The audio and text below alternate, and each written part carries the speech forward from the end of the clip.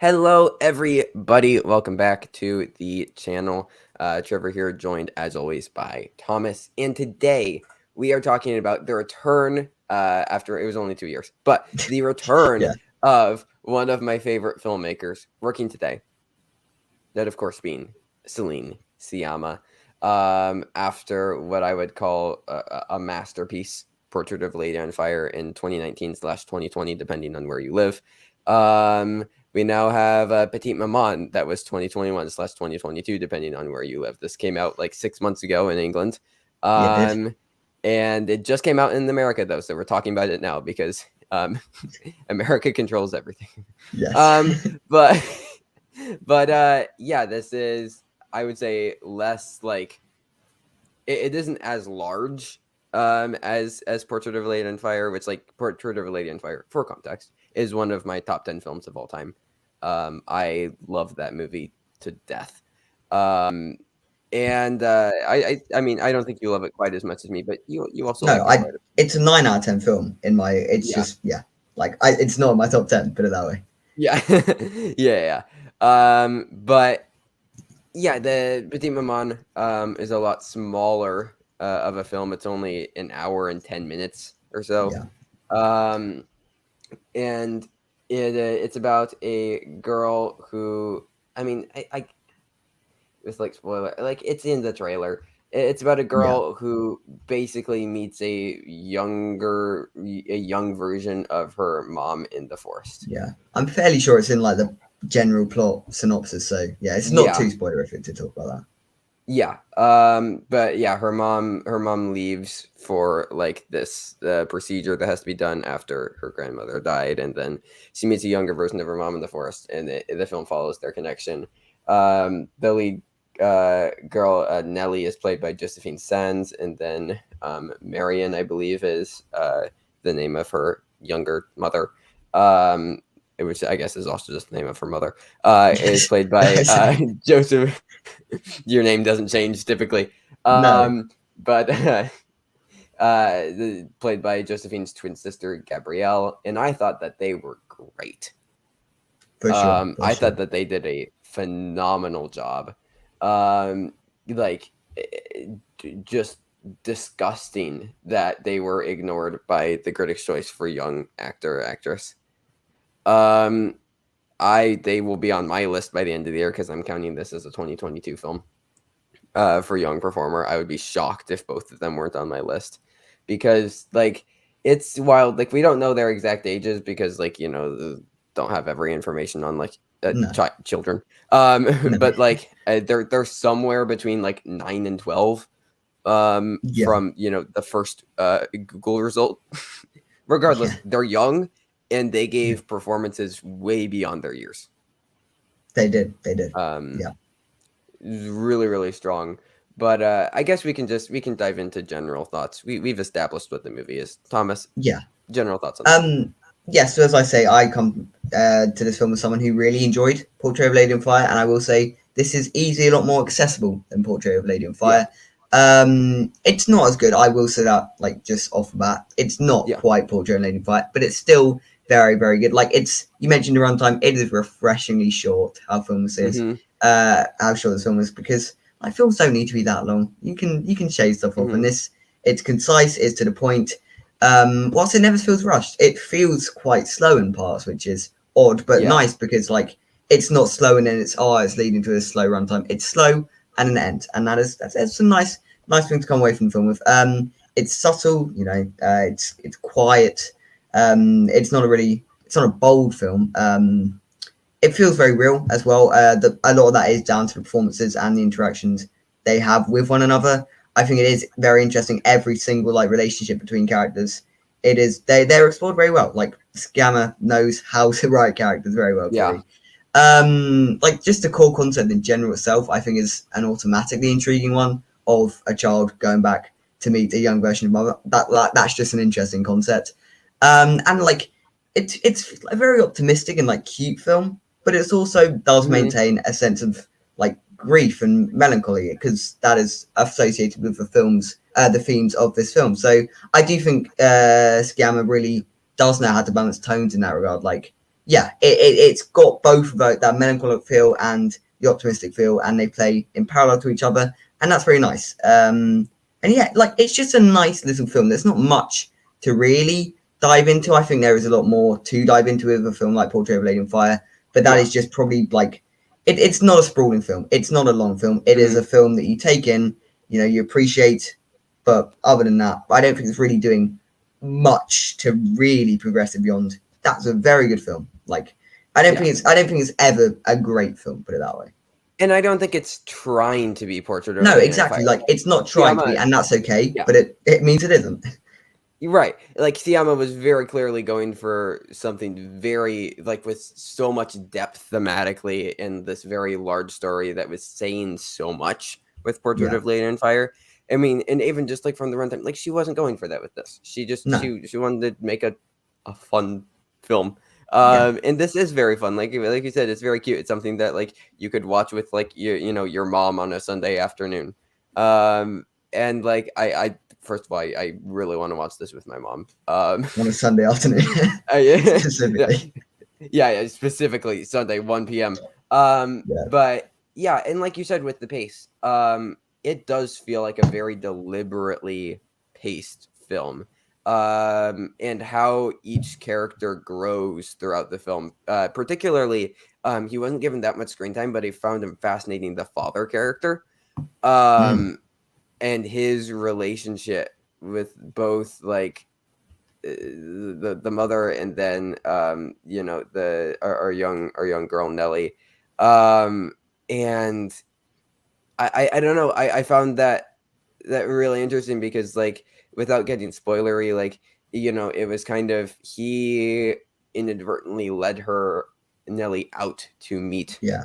her mother without really knowing it, and and he interacts with the younger version in a weird way where it kind of blurs the line between like fantasy and reality, because like for a fantasy film it feels very grounded. I mean, it Real. takes place Yeah. in the woods, yeah, and But like for a real we're film, it feels seeing very fantastical. So it's a right. weird balance in that regard. Yeah, it's at this weird intersection between like fantasy and groundedness because like there are no like inherently like unnatural looking elements. I guess you could say like there's no weird creatures or anything. There's no like portals like that. No. These characters just exist as they are in a real world. Yeah.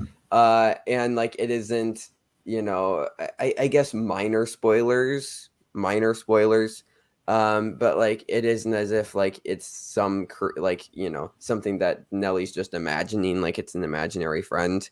Like this appears to be a real girl that's interacting with other people, and I think this is where like there are some a bit more deeper themes with the film, like about like like how children perceive what's going on around them, and like is Marion real, this younger version, because if so, like it's never explained how there's like this like almost time Yeah. disconnect, and there's this younger version of what we know as a dead grandmother, and like I love though that it's never explained, like it's never like, oh, we were sent, like these characters just are, and Yeah. they interact so naturally with how they are, and I think using children for this works so well because like Nellie and Marion, like they just accept Yeah. like how they are and their connections with each other,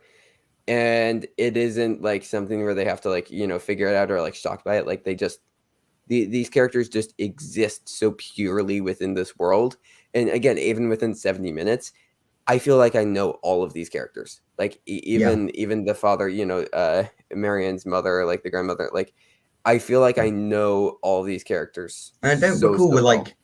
was the father even given a name? Because I don't remember him having a I don't name. He I don't may that he think may they have done. have. I may be misremembering that, Yeah. but I don't think he had a name. So, and that just is another like No, indicator he of how. didn't. He didn't. No, He didn't. exactly. But like, he Neither doesn't did need a none of name, them. and he's still a very, very fleshed out character, and he Yeah. still feels, as you say, real. Like this whole film, for all its fantasy elements, it feels just very realistic, and it's a very it's a very nice depiction of grief, because a lot of times grief in media can be presented as dark and Yeah, horrible, but actually no, it's an important part of life to feel yeah, grief, and like throughout this film, it's very well explored. It is very well explored. Like and it's Sciamma achieves almost exactly what she wanted to do with this film, which is oh, a hundred great, percent. which is a real Like, testament to her as a filmmaker. and again, looking at it from this like childlike perspective, where grief isn't something that has to be all bad. Grief is something that you can gain out of, and like the color palette of this film is so gorgeous. The oranges and the Mm, yellows and the reds. yeah, And like, yeah, the screenwriting is so tight. There are so many little things that are brought up towards the first act that have some really great payoff in the third act. That and it's interesting because like, are they relatively predictable, some of the payoffs? Yes, but yeah, also with how the film is paced, and how immersive the direction it is, yeah, you like you get yeah, so wrapped up within the world of these two girls, and you almost forget about a lot of things that are getting paid off. yeah, There's a sequence with an original song, which the original song that is used is great. It's similar to Portrait of a Lady on Fire, where there's no score except for in like the final sequence, where it uses music, I think, to a great effect. In case I'm misremembering, but I think that was the only point where music yeah. I was believe used, so. I don't. Yeah, I don't remember it ever being in the film elsewhere. I mean, yeah, which probably, which probably. makes sense with Sciamma's style, considering she Yeah, did that with Portrait of a Lady on Fire. So like, and the original song is great. The scene that it's played over is really great. Like, it's just, this is such a nice movie. I could easily see myself revisiting this like anytime I just am like, need a quick movie to just like yeah, feel happy about. Like, mm, this is very quickly going on to the comfort film yeah. list on Letterboxd. Straight alongside, Paddington 2, Beautiful Day in the Neighborhood. Yep. It's in that world. Oh, for sure, for sure, for sure. So I also, well, I think that both of these films are 10s out of 10s. I don't think it's as good as Portrait of a Lady on Fire, but yeah, I will be giving it a 10. What is your rating? I will go a high 8, like a High pretty 8. high Okay. 8. Yeah, I'd give Portrait of Lady on Fire like a low 9, and I'd give this a high 8. Got it. Got it. Yeah.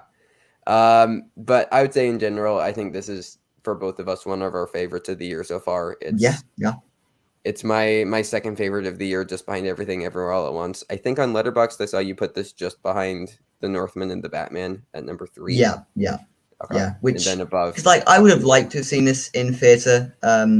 I missed out on an Mm, opportunity, but yeah. like the Batman and Northman were such just visceral theater experiences that they do just Yeah. push it slightly ahead. Like whether the Batman is a better film than Petite Maman is arguable, but That's fair. I'd put it That's fair. ahead. Yeah. Yeah.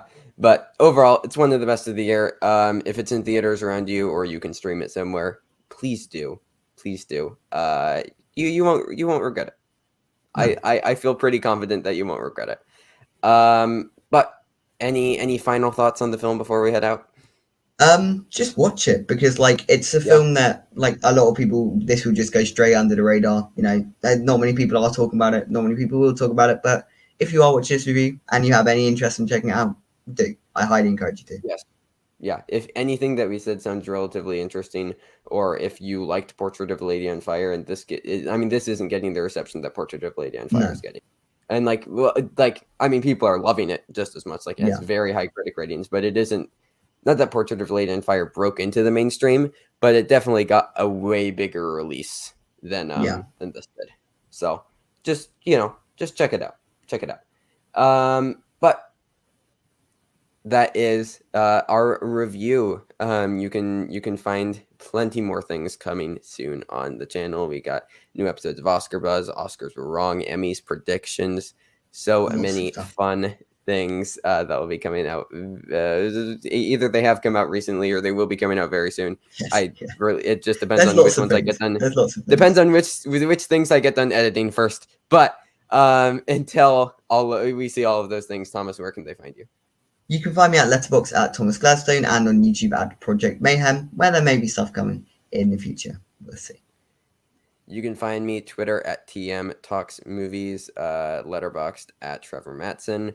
What other thing? YouTube at The Basement with Magos Mark and Epic. We are live every Saturday evening, 7 Central. So like depending on where you are, not the evening. But and then you can also find me on the Banana Meter, where I am contributing a bit about Petite Maman in our overlooked films article this week. So. Wow. With all that being said, thank you everybody so much for watching. Please go watch Petite Maman and stay safe, everybody. Goodbye.